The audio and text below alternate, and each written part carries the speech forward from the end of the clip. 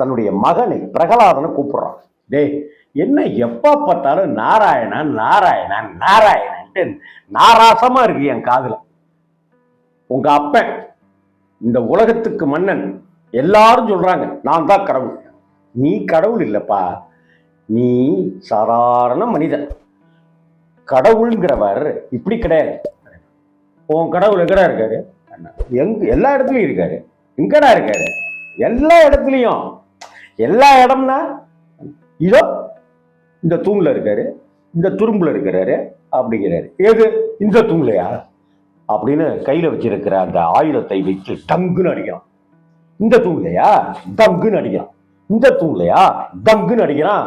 அந்த தூண் பிளந்து வருது.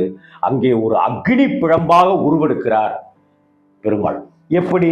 நரசிம்ம மூர்த்தியாக, நரசிம்மமாக, சிங்க முகமும் மணி